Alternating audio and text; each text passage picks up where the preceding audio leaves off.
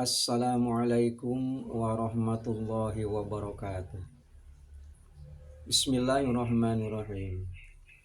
Saudara, salah satu penyakit hati yang sering dibicarakan oleh para ahli adalah ghibah.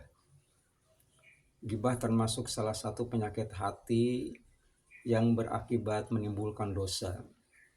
Tidak tanggung-tanggung, dosanya dosa besar. Kita perlu untuk menghindari, membuang, menjauhkan diri daripada perbuatan ghibah.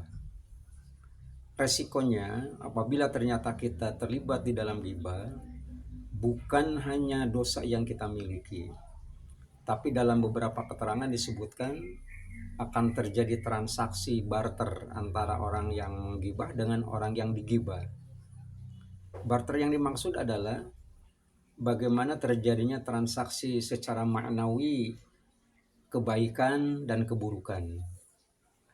Orang yang menggibah sama saja dengan memberikan kebaikan kepada orang yang digibah, kepada orang yang diomongin.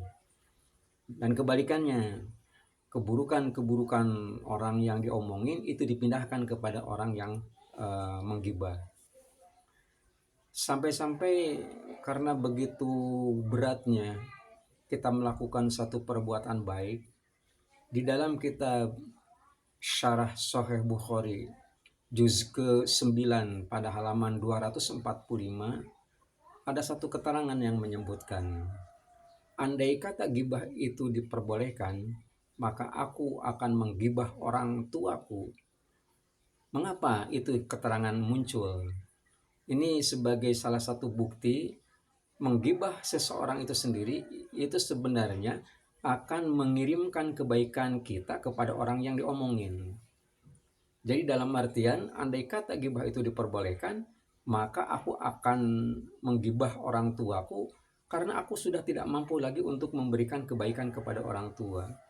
Orang tua yang lebih berhak untuk menerima kebaikan daripadaku. Aku tidak mampu, makanya akan aku gibah. Sayangnya, gibah itu sendiri tidak diperbolehkan. Karena tidak diperbolehkan, otomatis harus mencari jalan lain. Bagaimana kita memberikan kebaikan kepada kedua orang tua itu. Banyak ayat Al-Quran yang bercerita tentang itu. Satu diantaranya adalah terkait dengan masalah syukur. Wa wassaynal insan biwalidayhi hamalatu ummuhu wahnan ala wahnin wa fisaluhu fi amain anishkur li waliwalidayka ilayal masir. Kami telah mewasiatkan kepada manusia untuk berbuat baik pada kedua orang tua. Berbuat baik kepada kedua orang tua itu posisinya begitu tinggi. Satu derajat di bawah mengabdi kepada Allah Subhanahu wa taala. Kalimat anishkur li, diwasiatkan manusia untuk bersyukur kepadaku, kata Allah Subhanahu wa taala. Setelah bersyukur kepadaku, wali-walidaika, maka berbaktilah kepada kedua orang tua. Jadi ini merupakan salah satu langkah bagaimana caranya kita bisa melakukan memberikan hal yang dikatakan sebagai amal baik kepada kedua orang tua. Karena memang ghibah tidak diperbolehkan. Jadi banyak cara yang bisa dilakukan, termasuk diantaranya adalah berbakti. Berbakti dalam artian kita memenuhi berbagai kebutuhan hidup sesuai dengan kemampuan kita. Jika kedua orang tua kita itu sendiri masih ada. Apabila orang tua kita sudah tiada, maka kita perlu untuk berstatus sebagai anak soleh. Gitu ya.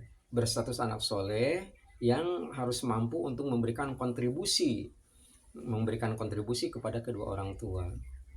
Terkadang ada satu hadis Nabi yang ternyata diterjemahkan secara bebas oleh masyarakat. Umpamanya begini, izamata ibnu Adam, apabila seorang anak manusia meninggal dunia, in qata'a amaluhu min salasin, maka putuslah amalnya kecuali 3 hal. Nah, 3 hal ini diantaranya adalah sedekah jariyah, yang kedua ilmu yang dimanfaatkan, yang ketiga waladin sholihin yad'ulah, anak soleh yang mendoakan kepada kedua orang tuanya. Di sini nggak ada kaitannya berdoa kepada orang tua, nggak ada kaitannya.